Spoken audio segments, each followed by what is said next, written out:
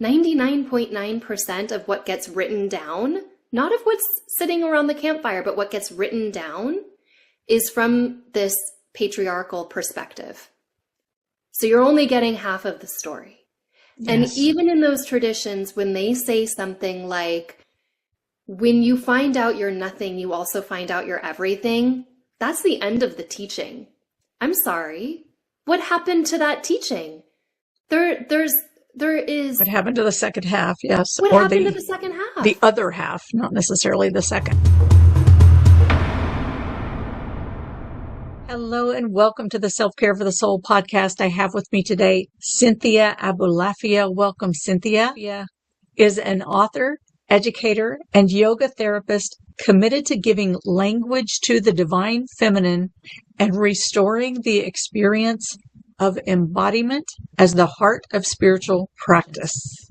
Her debut book, Embodying the Goddess, challenges the transcendence bias of patriarchal spirituality and offers a path of radical integration. How did you get here? You know, I when studying the goddess traditions, there's a lot that has to come in for us to get there.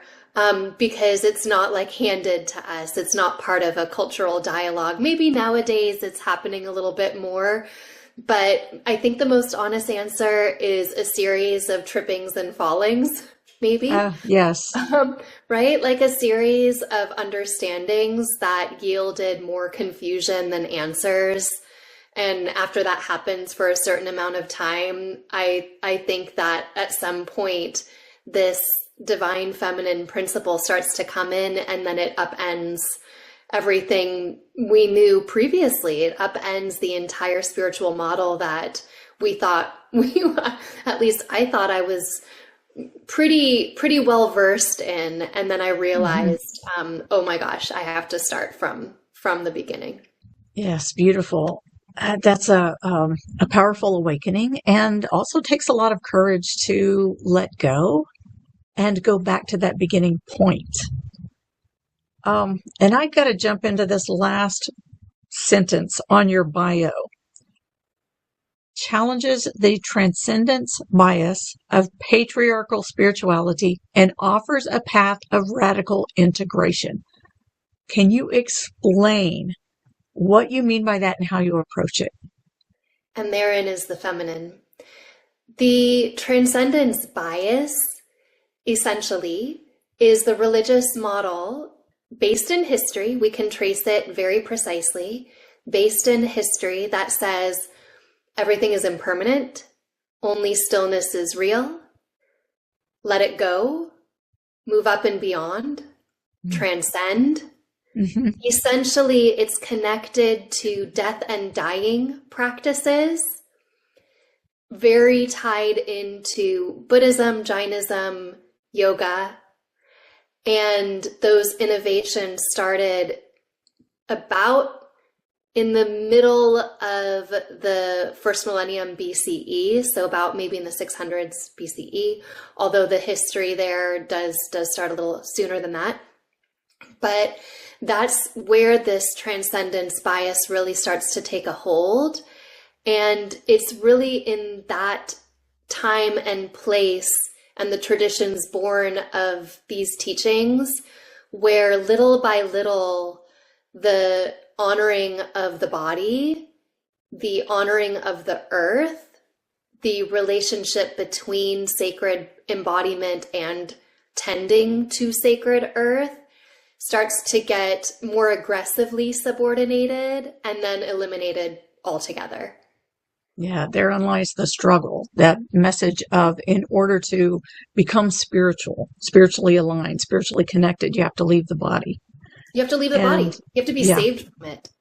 Yeah, well, yes. And somehow the body is impure, is unholy, is not sacred. And so, when we were talking in our preliminary discussion, you talked about how as this divine feminine, what's been out in the mainstream, as mainstream as it gets, the conversation around divine feminine as it's being introduced, there's still a patriarchal overlay, or it's being like pasted on through the patriarchal lens. Yep. Can The you, structure of the goddess is being directly lifted from patriarchal theory and terms. and I'll throw that question out for you. Do you believe it's possible for someone who lives in a male body to fully embody the sacred feminine?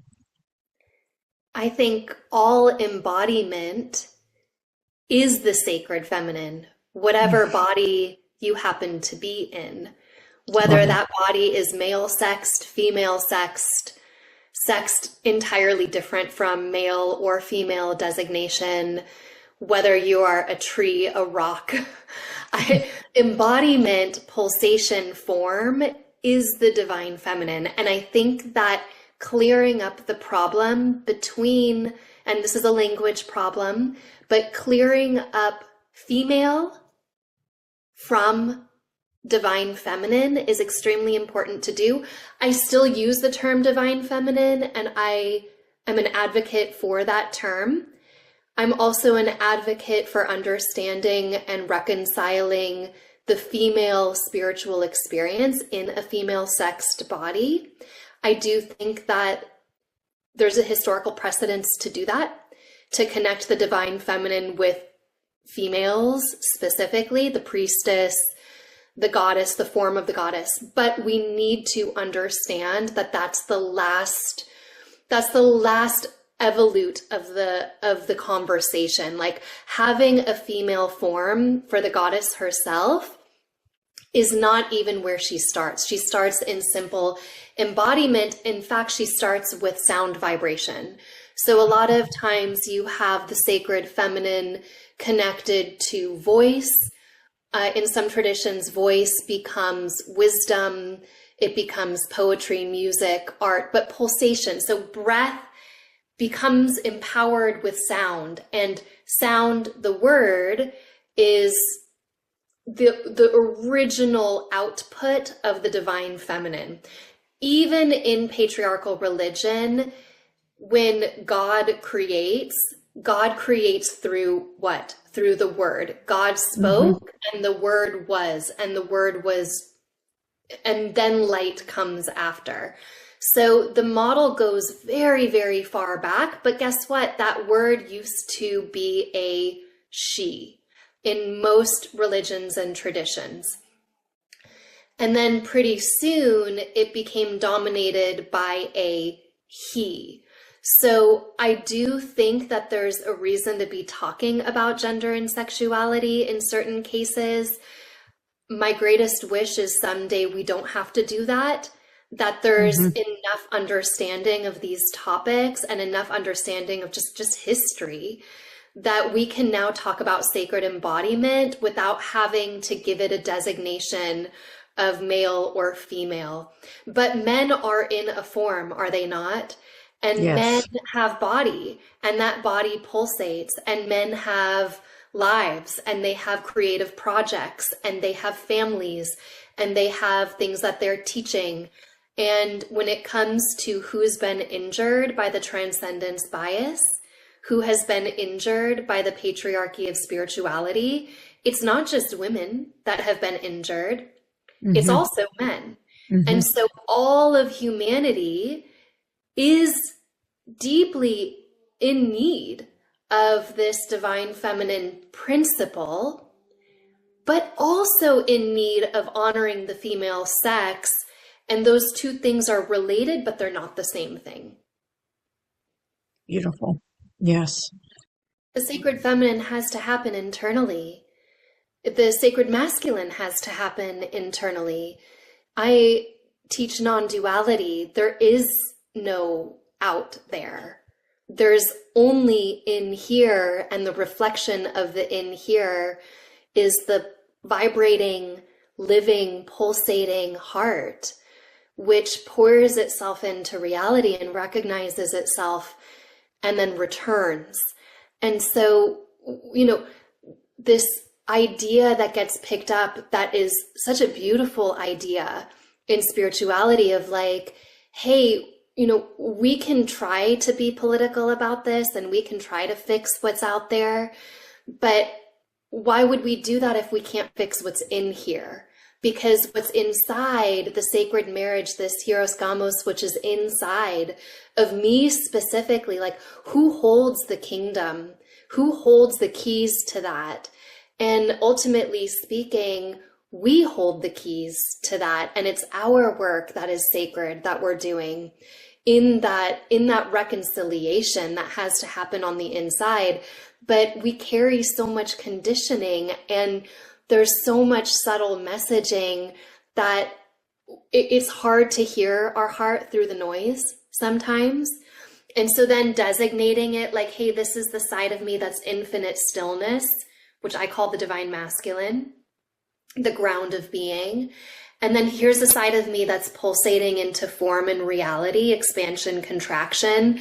I call that the divine feminine word, sound vibration. So simple, right? Sound vibration has a wave. It goes up and it goes down, and expand, contract. You can follow the breath, expand, contract. So it's the marriage of that, but we're enacting the marriage of that. The heart is beating. Expand, contract, pause, ground of being, expand, contract. The breath is breathing. So it's an internal recognition. Absolutely. You have a book that you're releasing this month, Embodying the Goddess. And this book is draws on the traditions, your primary tradition being yoga, but you've also studied, like you're a student of all religions, I understand, right? And many religions, and bringing a number of religions together, also sacred texts. Can you speak to where your influences come from?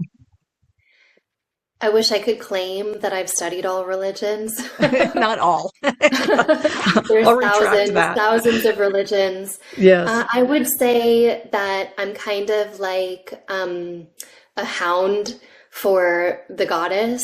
So when I find a text or tradition that starts to unpack the goddess, especially in her role as the complex, the complexity, the ability to hold opposites, the point of transition between life and death and life, kind of like the womb to the tomb.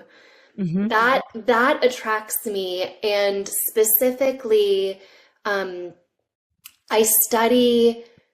a religious studies graduate student, and my focus is on tantric non-duality. My greatest love and passion is the medieval period of India, especially northern India, Kashmir. And within those traditions, some of the goddess-based texts and traditions related to Kali or Para, or goddesses that come out of a usually Shaiva tradition, that is Shiva Shakti, or Shakta Shaiva traditions. But those traditions morph into Tibetan Buddhism, for example. There's dialogue and exchange with Jainism. There's dialogue and exchange with Vaishnavism, for sure. Beautiful texts out of the Vaishnava Tantras. So I study Tantra. I am studying currently Sanskrit so that I can look into some of these texts a little more closely with my professor, who is a truly brilliant teacher in these traditions specifically. I feel very lucky to have the teachers that I have. I'm also in a Tantra lineage with a teacher who's a scholar practitioner of those lineages. And so I am lucky on that front as well, to be immersed not just in theory, but also in practice and in community and different forms of community, usually related to these goddess traditions. My favorite goddess to study, I'm just going to say it straight out, is Kali. And she's a very complicated figure to study. And I know that nowadays she's rather popular to study. So at least people know her name out there in the spiritual marketplace. For But those who don't, can you say more about who she is and what she represents and yeah, why you're attracted to her? so for those who don't, who is Kali? Kali is a multitude, actually, of goddesses. Now, she's also represented in certain traditions as the non-dual reality, as the totality, as the Godhead, because she is pulsation itself. Kali is a goddess that represents time and the destruction and consuming of time. She has many different forms. In all of her forms, she is a fierce goddess. She does have a nurturing element to her, but it's hard earned. So typically speaking, when you see images of Kali, she has disheveled hair. So she's breaking with the orthodoxy, the Brahminical orthodoxy of her time period, where the female is ordered. Her hair is wild and unkempt. She is naked, and she has skulls around her neck. And each skull represents what? A syllable in the Sanskrit syllabary. So she's wearing the alphabet around her neck, and each one of these skulls represents a sound form into creation and into being. She's also carrying different weapons in her hands. She has a skirt made out of severed human limbs. And she's generally pretty terrifying to behold. She's generally pretty terrifying to look at. However, these goddesses and gods in these traditions, their visual representation is their least powerful form. It's kind of like, for people who really don't understand who she is, they can look at that image and be like, oh, fierce goddess, very scary, should pay attention, should propitiate, maybe I should honor her in some way, right? But her form is visual. It's a geometric form. It's the Sri Yantra, which is a series of triangles, but it's also sound pulsation. So all deities have a core signature sound vibration, and the sound vibration is their body. So that's really who Kali is, but there are dozens of Kalis, even in the Krama tradition, which is the tradition that honors her as the ultimate reality. Even there are sometimes 12 and sometimes 13 forms of Kali, or Kalasamkarshini, the one who destroys and consumes time.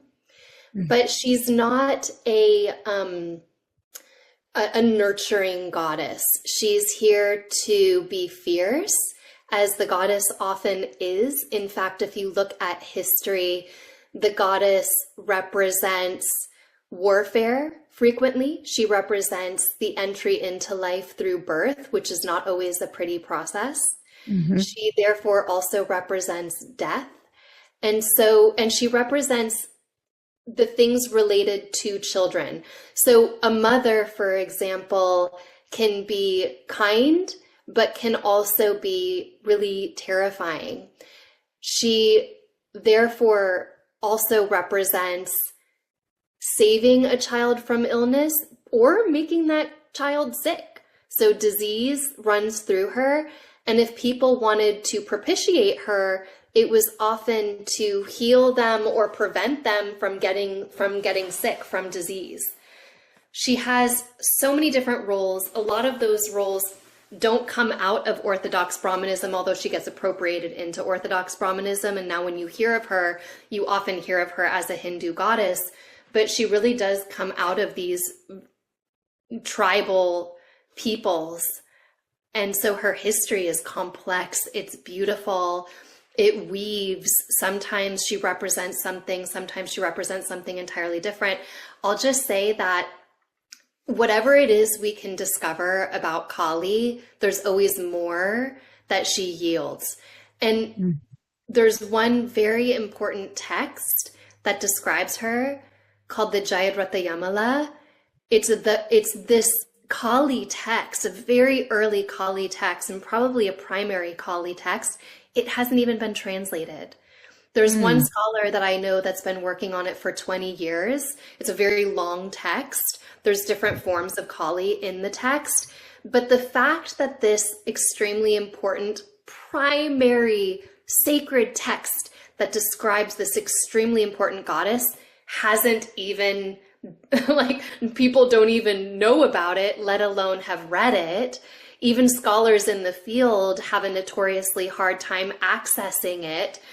So that just goes to show you how hidden some of these goddesses are, even if they have a street name that we've maybe heard before. It doesn't mean that they're well understood or well represented. So then the question becomes, what does she mean to you?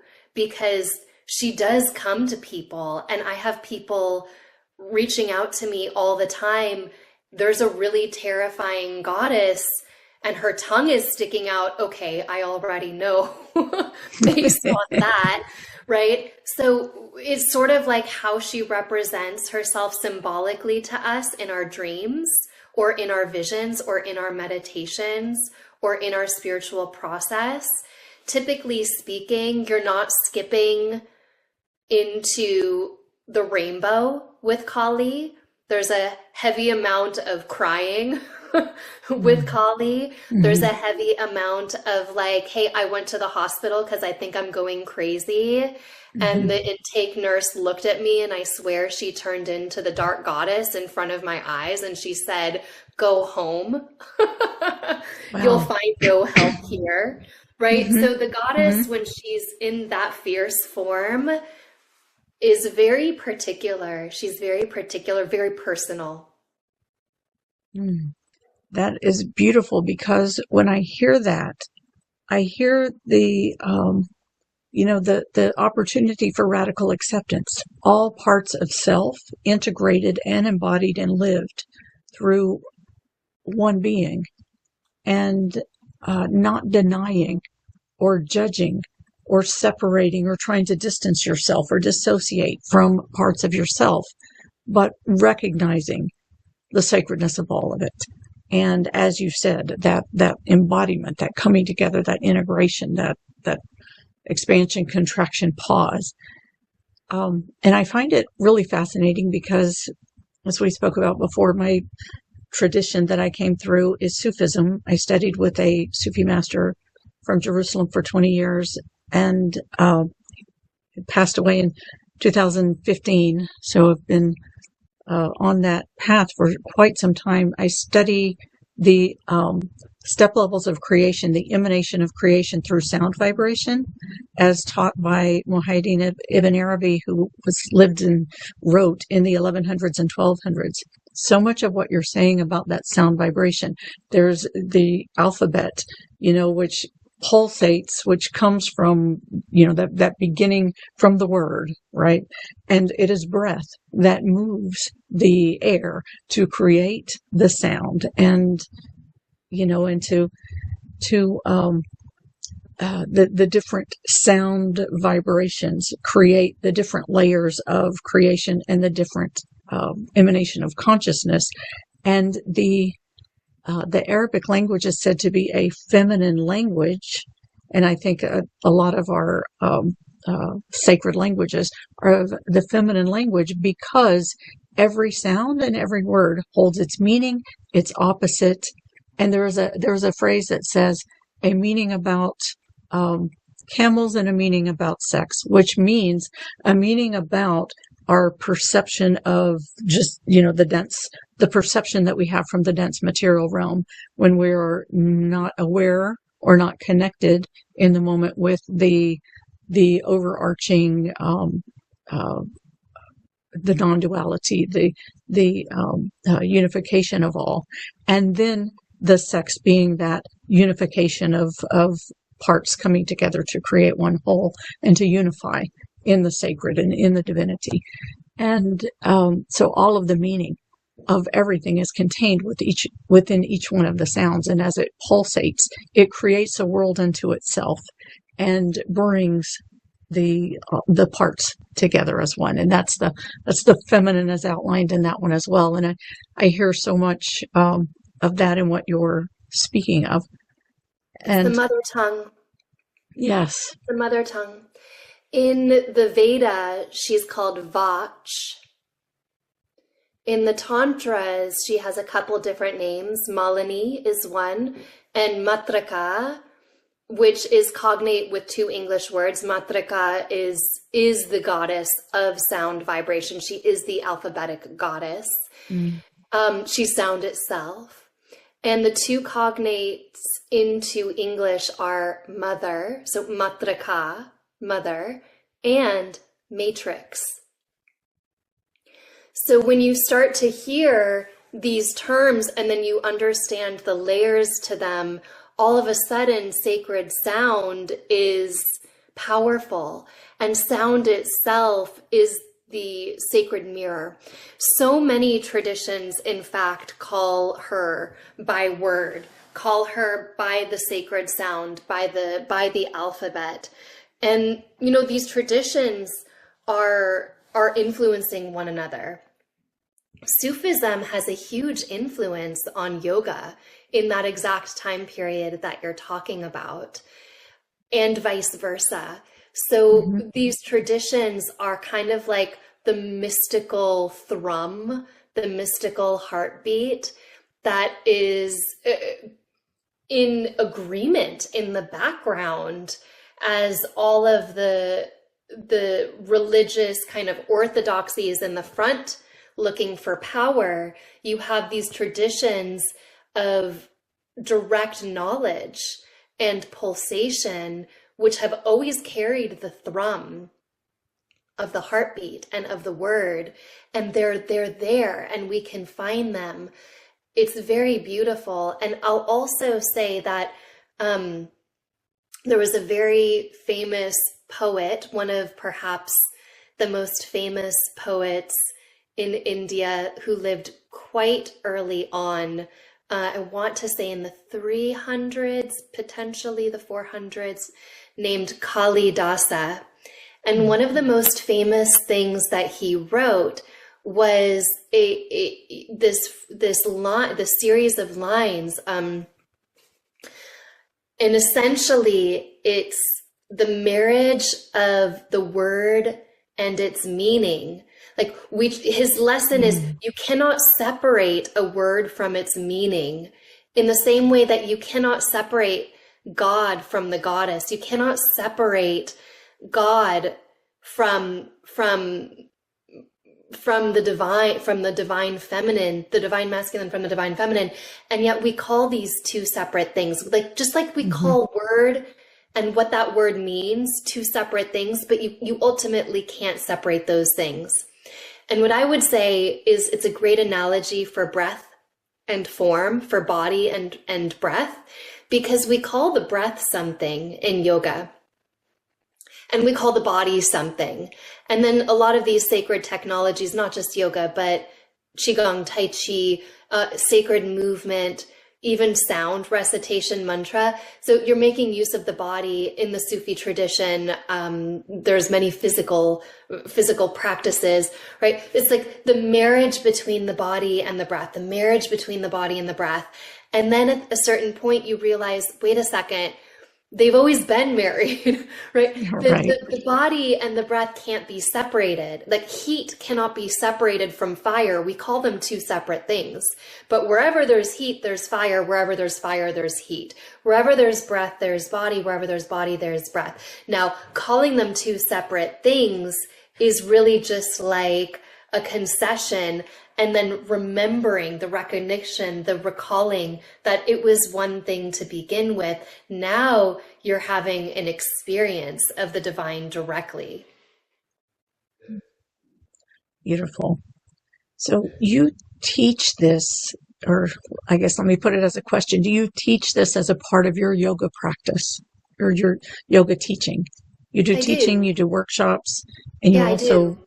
bring people through their experiences. I do. Yes. And in teacher trainings, I threat you have to choose there's so many texts in the wider yoga traditions, and I could never say that I understand all of the texts. I mean, my professor has something like 20,000 untranslated texts on his computer, so Wow. even the ones that we've plucked out of history and said these are the important texts of yoga, like it, they are important texts, but these traditions have so many important texts to them. So I do teach the texts, and the thread that I pull, that I try to weave through the history, is the thread of breath, for all of the reasons I just stated to you. And when you pull the breath from, let's say, the Nasadiya Sukta, for the creation hymn in the Rig Veda, and you start to pull that through the pre-Buddhist Upanishads and then the post-Buddhist Upanishads, you start to create this like swelling rhythm in the texts themselves, because sometimes texts can be confusing, sometimes it can be a little obscure, sometimes it's like, I don't understand what's going on here. So, right, I like would say, sometimes it's dry or boring yeah. for people, And a lot right? of times what you perceive in one moment may be completely different from what you perceive in another moment. That's the And we beauty of the sacred project our texts to modern, me. what we want, right? Like, how Right. much do we project on these texts? Oh my goodness. And especially some of We're these looking yoga through a texts. lens of the moment. Oh my And, gosh. in the next Or from the moment, the value lens may have system. changed.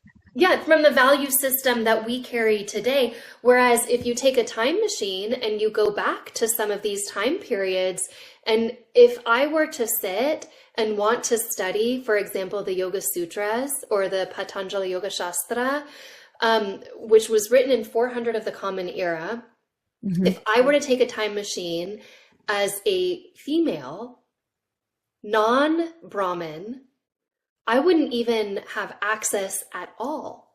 And here I am sitting in a room of primarily Western people and primarily women, but not always. And here we are projecting what we want out of this text that is a transcendence text. It's a text to let go of, transcend, and release the mind. And then we show up the next day into our bodies doing sun salutations. It's almost funny, because here we're being told, go up and out, be saved from your mind. Now, where are the traditions that remind us, come back in? And they're there. There's history. So what I do is I try to create a more complete picture for people. Like, hey, we're going to go through this phase because it's important. It's important to see that what you are not. The transcendent path is part of religion for a very serious reason, because we get very confused and we think we are our thoughts, and we think we are our emotions, and we think we are our stories. And you have to have a direct experience of knowing that you are not those things. This is the path of transcendence. This is the let it go model of spirituality. And you must go through the let it go path to have a direct experience of wholeness. But if we don't complete the circle, if we're taking this path to the end of what we're calling the end of the road, but all it is a point in a circle. But if we're taking this path to what we're not, you're not your thoughts, you're not your body, you're not your emotions, you're not your story, everything is impermanent, nothing is real, this is all a dream. If you say this to people, and I've sat in non-duality rooms, I follow direct path non-duality for 15 years. And for 15 years, I was listening to teachers say, you are not this, you are not this. And they're profound experiences when you sit with a teacher that is saying, you are not this, you are not this, especially if they're transmitting. And a lot of these teachers are transmitting. Mm-hmm. You sit with that over and over again. For me, and this is part of the story, the first question you asked me, what's the story that got you into the goddess? There was a certain point sitting again and again and again and again and again, you are not this, you are not this, you are not. And I was like, well, for goodness sakes, what am I? Can we complete the circle at a certain point? Can we have a conversation here about the pulsation that I am? Because if you don't include the condensation into form and into body, if you don't say, by the way, you also are that. And by the way, Mother Earth is of your body. And by the way, Mother Earth is sacred and worth honoring. And she is the entirety of pulsation. And she is the entirety of creation. Then what's going to happen?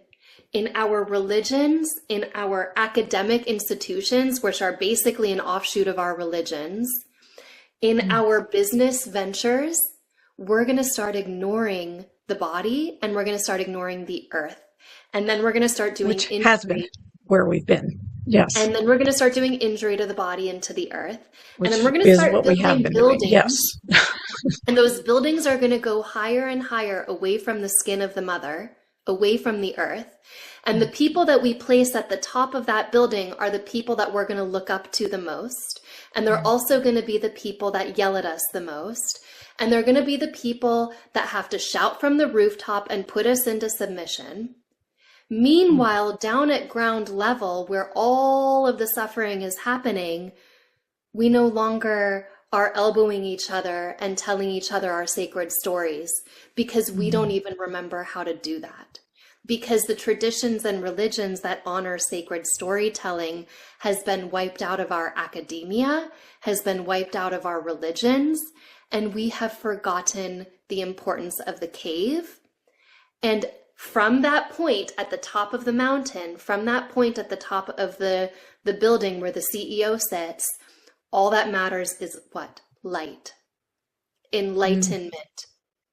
To go up and out into the light. What happened to the dark?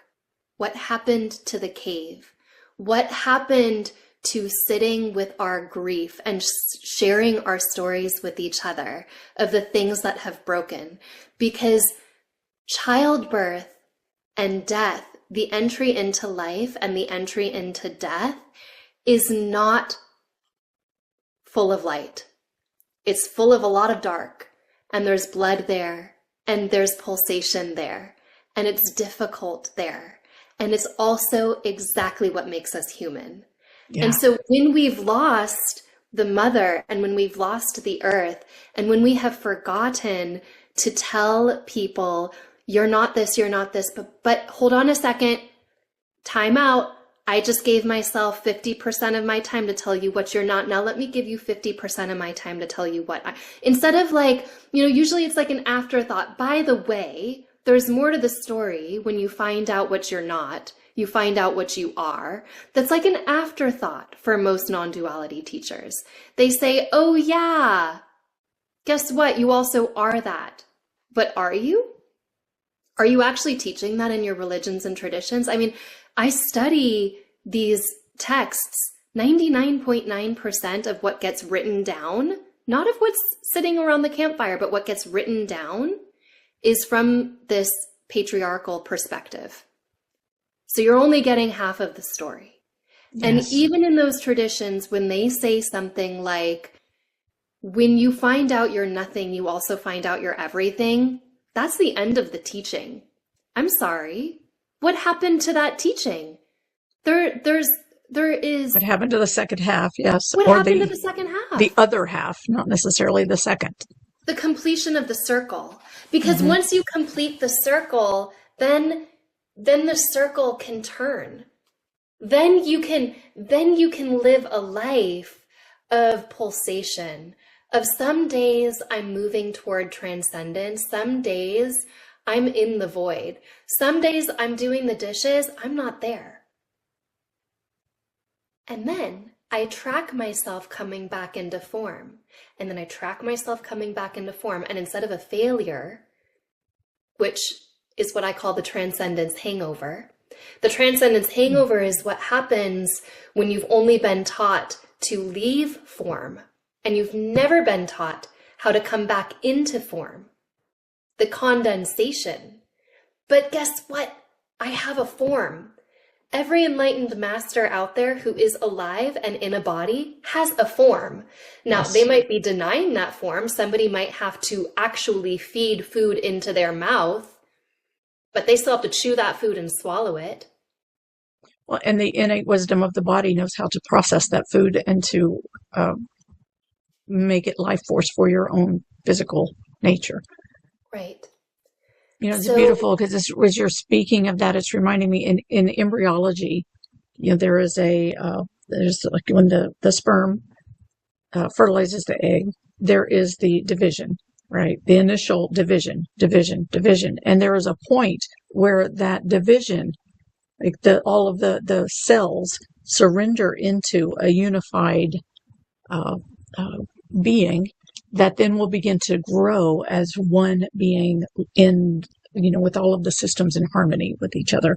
And that becomes the vessel. And so, and that happens in many stages and in many ways throughout, not just in utero, but then throughout life and throughout our spirituality, our growth and our return. And ultimately, aren't we here to live and experience our divinity and all of the parts of ourselves? It's all divinity, but aren't we here to live and experience it I in hope so. real time on earth? Yes, absolutely. I hope so I too. hope so.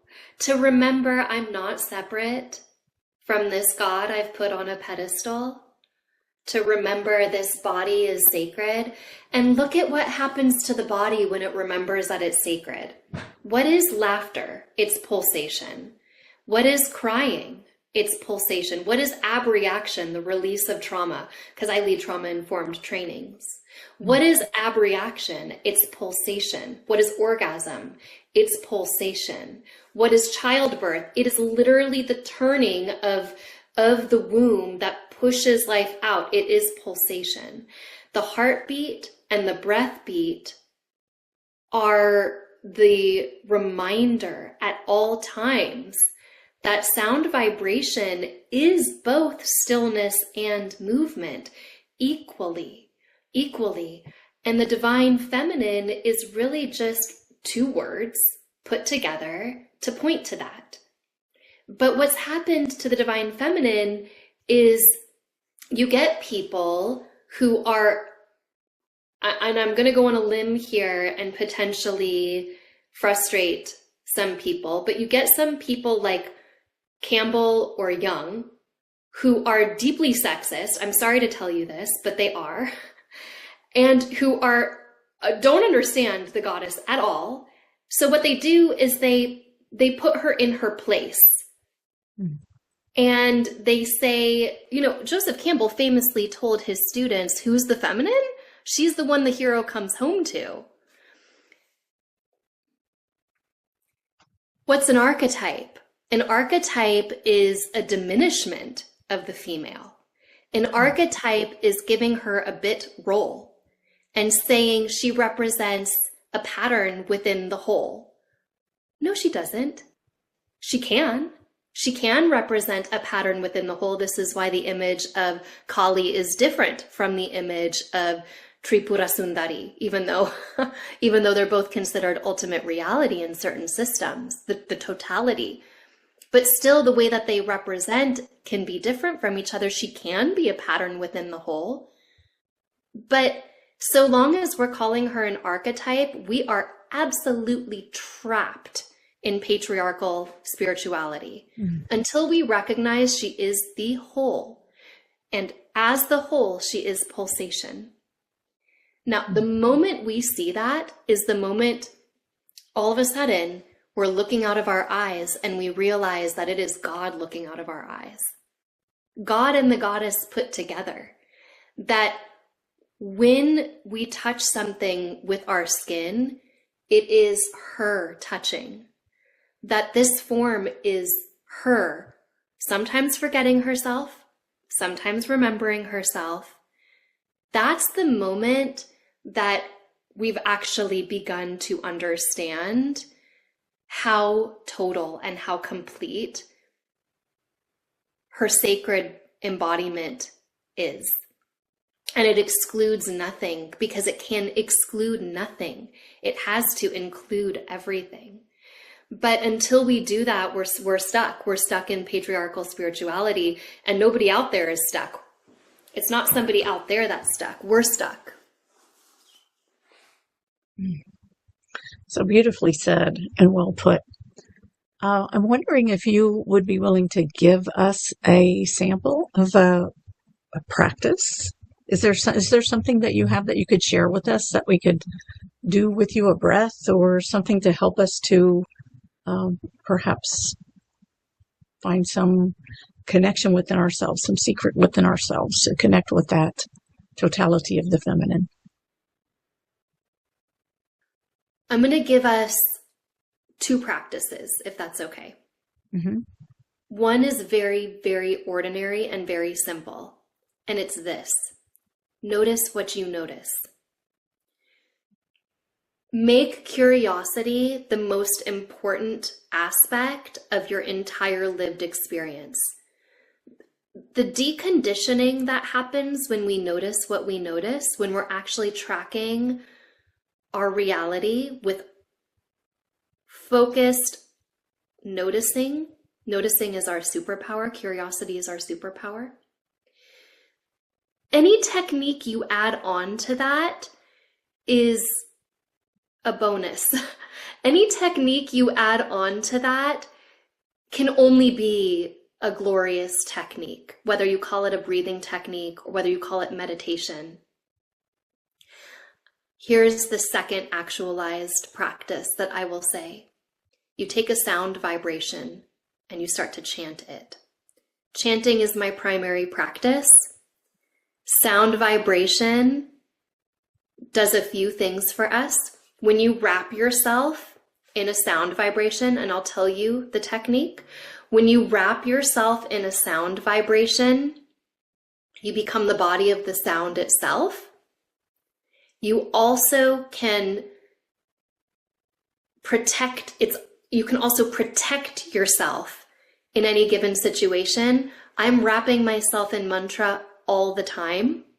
Before I speak, I'm wrapping myself in mantra and praying into that whatever it is that I'm saying is coming from that place as opposed to from, let's say a place that's unresolved in me. And amen, do we not all have unresolved places within ourselves? So, absolutely. Right? So to wrap ourselves in mantra after 20 years of spiritual awakening, and I've done an embarrassing amount of practices, mantra wrapping and mantra recitation is the most powerful practice I've done. Now, you might then ask, okay, which mantra then, Cynthia? Each mantra has a signature. Which mantra then, Cynthia? Each one has a signature. Some can only be given to you by a teacher. These are initiatory traditions. And I don't know about Sufism, but is it the same in Sufism? Yes. And the mantras are considered in a lot of traditions the highest practice a teacher can give a student, and therefore the most secretive, the most like you have now initiated yourself into this lineage. Now I can give you this mantra, the secret mantra. So there are some what I call open source mantras. Okay. Om is one of them. Om has a whole history, fascinating history. The scholar Finian Garrity goes into that history. I highly recommend for anybody interested to look at the history of the sound Om, because it's not the original sacred sound in Veda. It's probably closer to him or hum, which you still hear in Om Mani Padme Hum, hum. Om is one, hum is one. And then the sound of the breath is an open source mantra described as accessible even in the sacred texts, that anybody can practice it and you don't need initiation to practice it. What is that sound? The sound is hum sa. Some traditions call it so hum. Okay. Or hum sa, but it's hum sa or so hum, depends on whether you're starting with in breath or out breath. Hum sa is the sound of the breath. And there it is, it comes again and again. In some of the yoga traditions, hum sa, which is the sound that the breath makes naturally in the body. When you inhale, you can hear a slight ha. You can try it. When you exhale, you can hear a slight sa, especially when you slow the breath down and really listen to the sound of the breath, not in the nostril, not at the top of the throat, but as close to the heart as possible. You start to hear the hum sa. In some traditions of Tantra, that is called the ajapa japa, which is something like the ceaseless prayer. The prayer that is always being recited. Japa is the literal translation means to murmur or mutter. So it's the muttering. When you put a in front of a word in Sanskrit, it's the negation of that. So ajapa means not muttered or silent. The silent recitation. There's opposites there.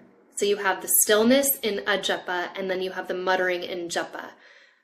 You have the ajapa japa. You have the still pulsation. You have the ceaseless prayer, the breath. The sound that the breath is making, whether we remember the sound or don't remember the sound of the breath is always there, and it is endlessly generous. Because the sound of the breath, we forget it, but guess what? There it is again.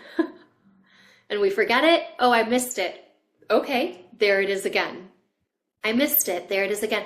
You can track your breath and then wrap yourself in the sound of it, and it compounds itself. So I would say if you need a concrete, real practice, you listen for the sound of your breath. Hum sa. Hum sa, or so hum. And you chant that, and you build it into your body. If you really want to take the sound of hum sa a little bit further, you start about 12 finger spans outside, either in front of your heart. This is called the Dwadashanta, or above the top of the head, where the halo is.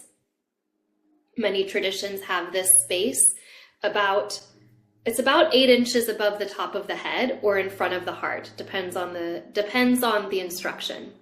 You start there and you draw in hum to the center of the heart, and then you send back out to that place sa. That's a more concrete practice that I teach people. A very simple practice, and I start the first day of teacher training teaching that practice. Because it's open source, it's accessible, and it's immediate, and you can do it right now, and you can begin to recall the sacredness of your form and your body simply by doing the thing you're already doing, which is breathing. But that should happen second to noticing. Notice what I was just going to say, in order to even approach that, you need to be in the state of noticing, of inquiry. Yes. So it actually merges those two together. And some traditions of yoga go a little further, and they say that focused concentration is the last thing that we can practice. Anything beyond focused concentration, the focused concentration can be practiced again and again and again. But the gift of focused concentration is meditation. There's whole traditions that say you cannot practice meditation. You can practice up to the edge of meditation. You can practice up to the edge of focused concentration. The analogy that I use, if I may, is that of a flower. You can investigate the conditions that grow a flower. You can clear the weeds out of the ground and plant a seed. You can do that with your hand. You can plant the seed in the ground. You can watch the stalk grow. You can investigate the stalk. You could poke it and prod it. It's something concrete you can hold in your hand. The flower can then bloom due to all of this beautiful work and nourishment that you're giving. But you cannot practice the scent that the flower gives. I love It that. is the gift of the flower, and every aspect has to be there for the scent to be given. But no science is ever going to be able to sit down and say, this scent is like this. That's a personal experience. You never know until you smell it. I can try to tell you what compounds are being released, but ultimately speaking, smelling the flower is the gift of the flower. So it's the launch, and then that's what meditation is. Meditation is the gift that is yielded by the building of the structure that happens. And when it is built to a certain degree, and when it is built well enough, then the scent is freely given. I love that, Cynthia. That is beautiful. So, Cynthia, I appreciate this so much today. You have just been a treasure trove of gifts, of jewels that you've shared with us.